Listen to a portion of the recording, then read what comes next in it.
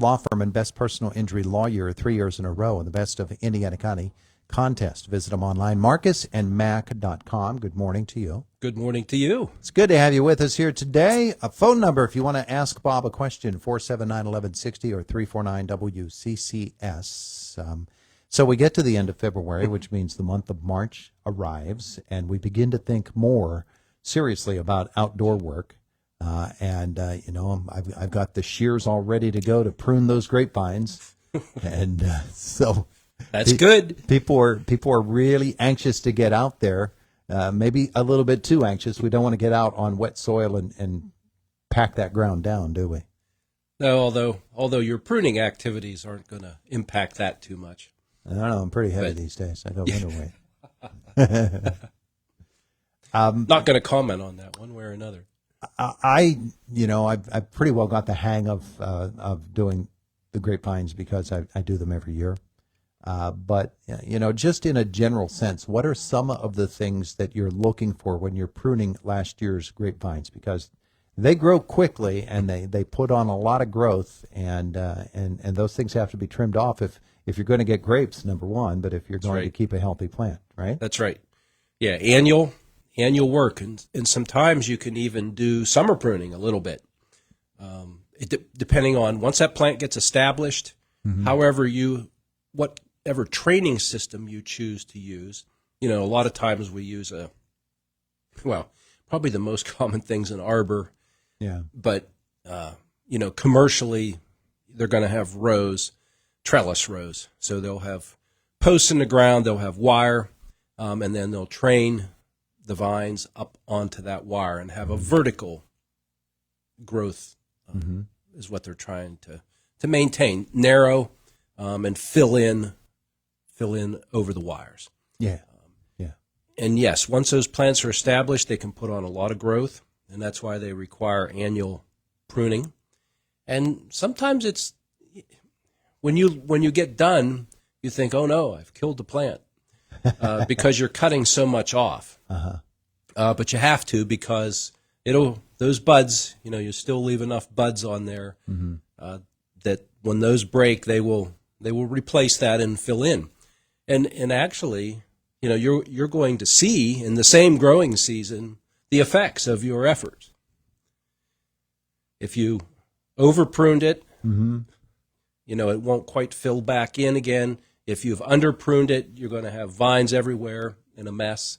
Yeah. And you might have to go in and take a few out, because again, on every fruit crop, if we let them over fruit, we're going to have a problem.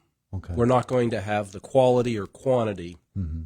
I mean, you would think, okay, I'll leave more on there, so if I'll get more grapes. Yes, and well, that might be true in actual numbers, but the size of each grape, the size of each of those clusters, and the quality of those won't be as good as if we would have trained those properly. So about 7 or 8 years ago, maybe less than that, a deer came through. My grapevines come up on two different shoots, two different main shoots. A deer came through and absolutely murdered one of those shoots, broke it off at the ground level, and it wasn't growing back after a year. So I finally got just a little bit growing on it, and I've been training it ever since to come back, and I want to get it to the same thickness as the other shoot coming off there. So what I want to do with that is I want to keep the strongest and the healthiest of those, and the others I really don't need to hang around. Yes. Yeah, so you cut that back, it bursts out 2 or 3 or 4 new canes, and in this case, yes, pick the strongest one. Sometimes if we're trying to adjust our vigor and not have as vigorous of a plant, we might choose like a medium-sized one, just to, if we don't need as much growth. Slow it down a little. Or we don't have as much area to fill in, then, we might choose a medium size. Usually we're not going to choose the thinnest, the smallest, but yeah. And that's the same on an apple tree and any fruit trees. So we've got, whether we have blueberries, raspberries, blackberries, all those berries, and then all our fruit, apples, peaches, plums, pears, etc. Really they require some annual work just to keep them healthy and renew. On these types of trees, we need to really be thinking about renewal wood, because in most cases, like on an apple, between 2 and 5 year old wood is the most productive for fruit production. So we always need to we have to have that main infrastructure there. Yeah. We've got to have a good structure, and then off of that, the side branches. Occasionally we're going to go back and we're going to take one of those off so that we can encourage new growth. And especially on some of the newer training systems where they're using these walls, fruiting walls. We want a very thin, narrow plant. Now it's going to go down the row and fill in, but we don't want it to go out wide like a traditional tree.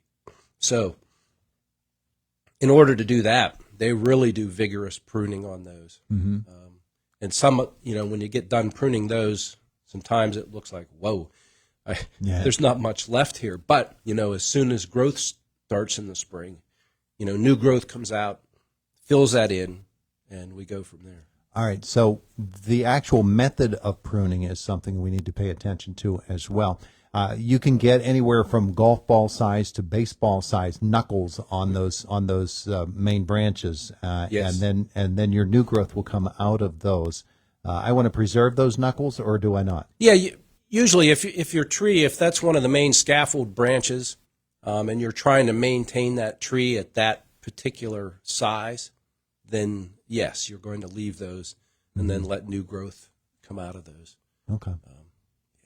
All right. There's no one way to do it. You can, and every tree grows a little different, even though those are vegetatively propagated by buds, so that you have the same variety, you can still get variations in how they grow.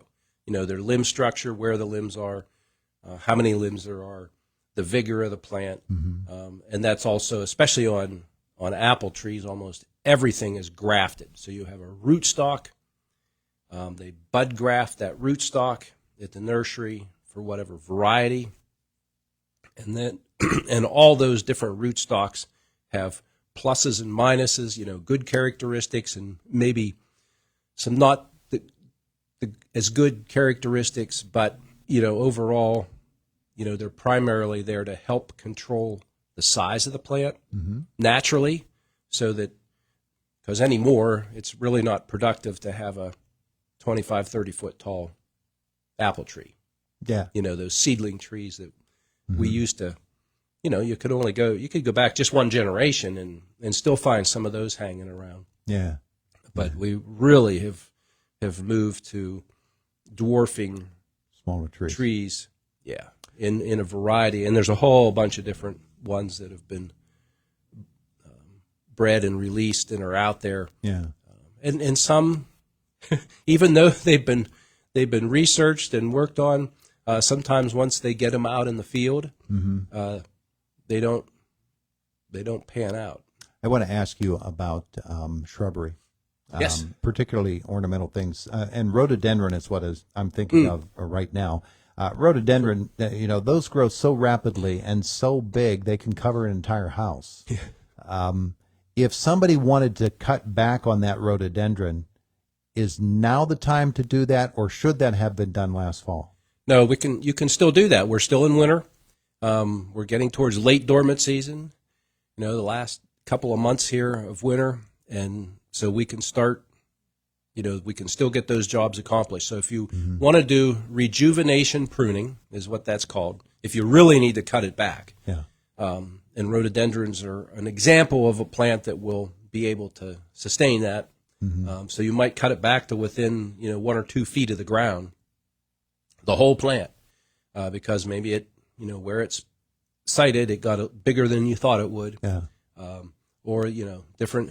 Of course, there are different cultivars of rhododendron, in varying sizes. But that's one of the ways we can preserve that plant Yes, is it going to look bad for a year or two? Yeah, until they have buds down along the stems. You can't really see them, Has to catch back up. but they're there, and those buds will break, and then you'll get new growth, and you still might have to do a little bit of pruning or training as that comes back, just to kind of select, if you get 4 or 5 branches where you had one, you select the best couple and try to get the plant coming back the way it was.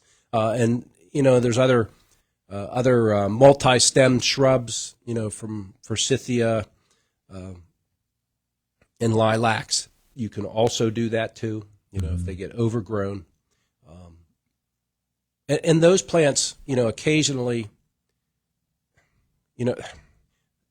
those multi-stem shrubs, we can really kind of control, if we want to, the size of those through pruning.